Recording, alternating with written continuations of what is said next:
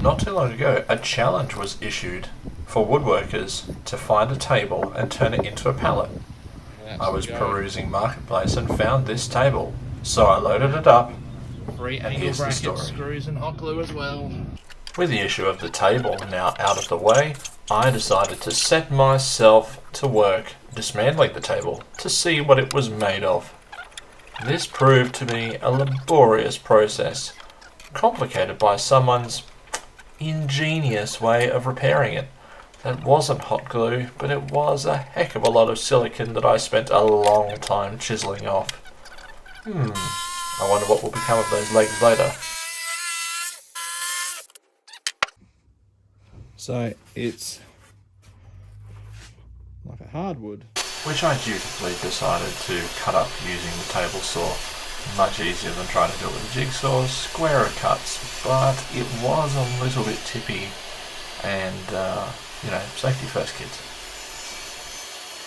I just tidied up the off-cut pieces from the long rails on the table saw. It was easier again to do that once I'd removed them from the tabletop at large.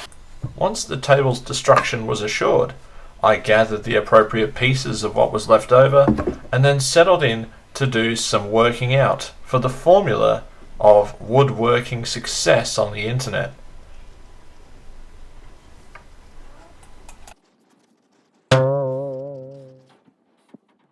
I cut up the old top to make the pallet strips using the table saw, not forgetting my hearing protection and safety squints were firmly engaged.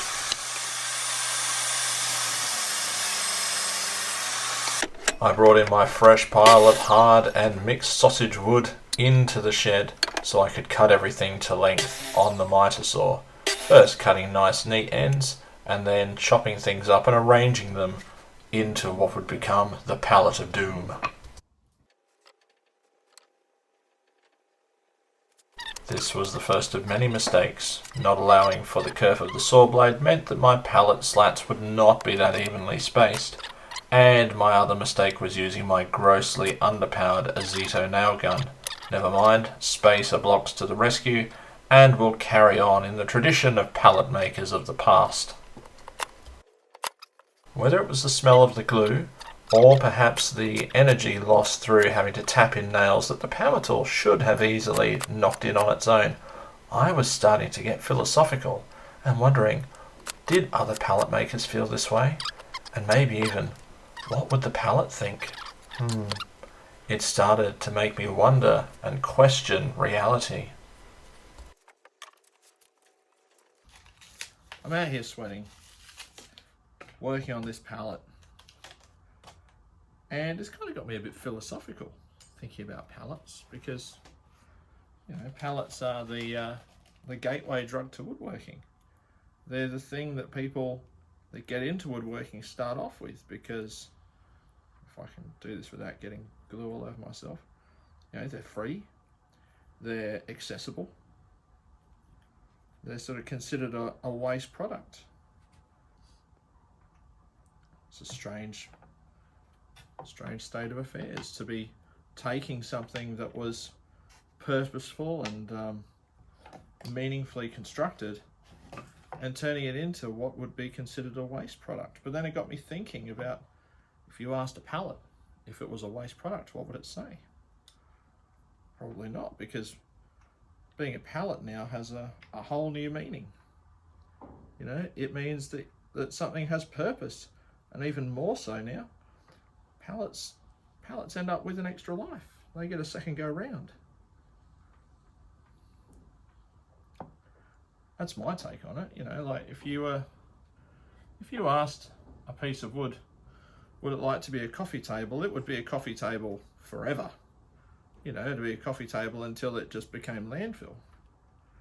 If you ask a piece of wood if it's going to be a pallet, well, it's going to be a pallet until somebody comes along, finds that pallet, and decides to turn it into something else, which I think is a pretty cool idea.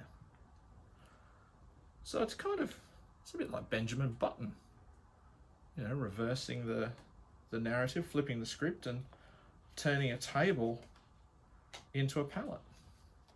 It's almost unnatural. Just thinking. Oh, how I wish it stopped there.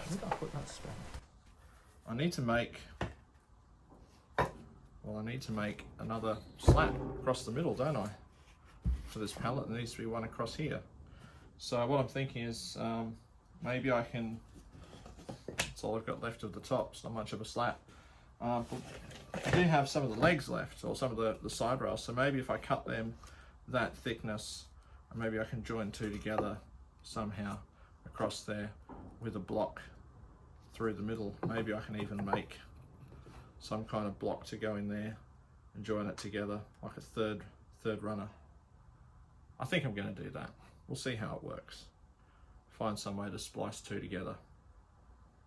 Anyway, that's the plan. We'll see what happens, eh? Enjoy the following montage of dangerous woodworking techniques followed by haphazard gluing strategies. Look at me go. I don't think I've ever worked so fast in my life. Whoa, changed again. And again, glue, glue, glue, glue, glue, glue. Will I get glue in there? Yes. Will I get glue on my hands? Of course I will. What else is it for? There we go. Did I put glue in the middle? No, I forgot. Now I'm going to put glue there. Pushing, clamp, glue, clamp, clamp again. Oh, another clamp. Jeez, these montages are taking an eternity. I think I might just speed it up from here on out, and that way you can just get onto the end bit. Oh, there's the rail bit that I've got to decide how am I going to glue it together. What am I going to do? Oh, it's going a little faster now. Look, I'm just going to click fast forward, okay, from here. Right, stop.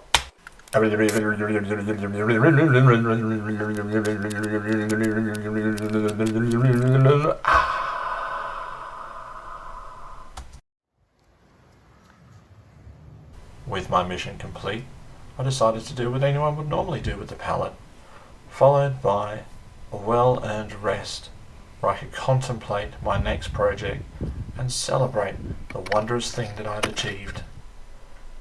Or so I'd thought. See, I couldn't help but think, what would I do with a pallet? I mean, I birthed a pallet into the world. I brought a pallet in. What can I do with it? I can't just leave it out there. I thought about, maybe putting like free wood next to it. But then I just couldn't. Oh, there was a stone there. I couldn't leave it. I couldn't rest thinking, what have I done? I've gone against nature with my pallet project. So I thought the least I could do, the very least, is I could bring it in until I could think of what to do with it. And I guarantee I didn't do anything. I just brought it in just so I could get a night's sleep. I'd just bring it in and then I'd think about where to put it in the morning.